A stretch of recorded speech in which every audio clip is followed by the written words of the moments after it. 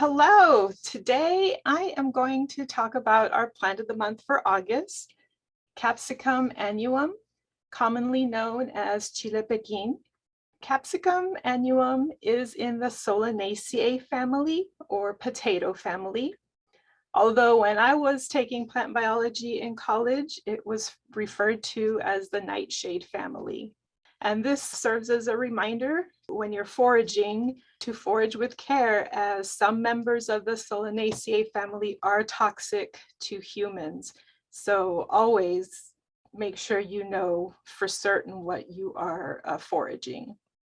Having said that, I picked Chile Pekin to present to you because it's special to me. I grew up with it, always on the table at my abuela's house. And when I was young, my contribution to our family meals was to go out and pick a few of these little hot peppers so that my abuela could make a fresh salsa. And she did this every meal. And I will share her very simple recipe at the end of this talk. Okay, Chile Pekin, which is the official state native pepper of Texas, is also known as Chile Pepin, bird pepper, because birds, especially mockingbirds, love to eat this pepper. Turkey pepper, yes, turkeys like to eat it too, and cayenne pepper. And we will also talk about a few other names it goes by a little bit later.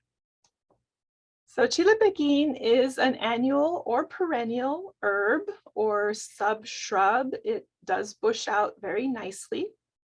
It is deciduous. The tiny white flowers produce edible fruit that turns from green to red when ripe. The leaves are small and alternate.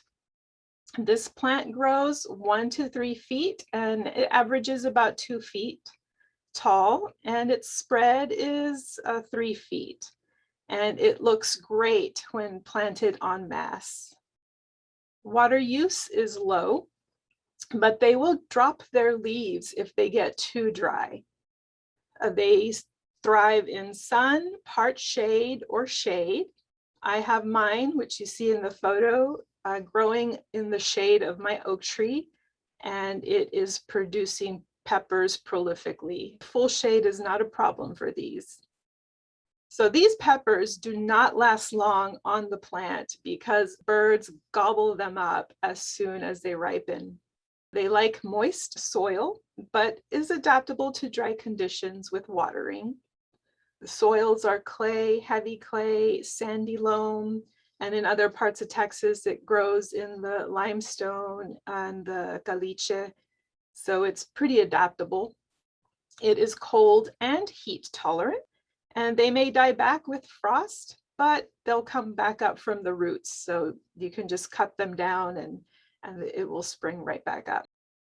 Capsicum annuum occurs in South, Central, and East Texas, and its full range is from Southern North America down into Northern South America. Its native habitat, it can be found in well-drained sand, loam, clay, caliche, and limestone, along ledges of rivers, in thickets and groves, and along arroyos in the Edwards Plateau and in South Texas. So here are the other names that this plant can go by. Capsicum annuum has been cultivated for thousands of years. These are some of the cultivars that you may be familiar with: jalapenos, banana peppers, cayenne peppers, peperoncini, which is great in salads, poblano peppers, serrano peppers, pimiento, and red spices such as paprika and Aleppo. And the list is extensive. This is just a tiny fraction of how many plants have come from the Capsicum annuum, and it is cultivated around the world. All right, let's eat. Chile Pekin can be consumed dry, raw, pickled, or roasted.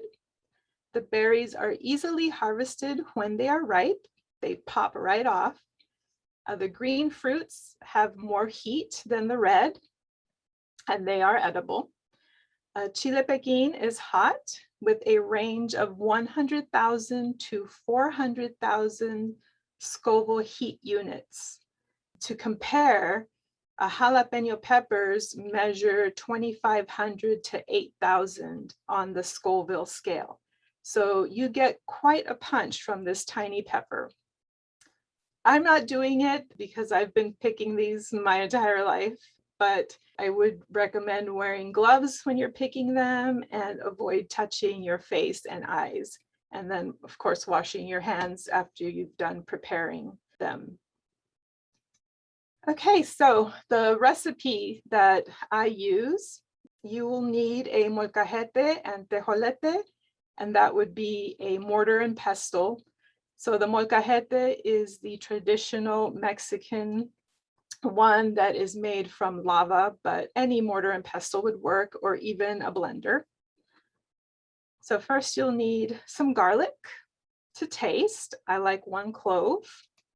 You'll need, of course, your peppers.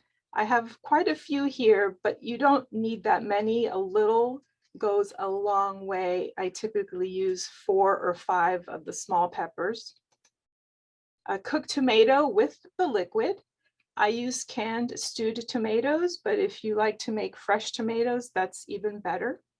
And you can add a little bit of the cooking liquid or water to make the salsa. Then you put it all in the molcajete and smash away.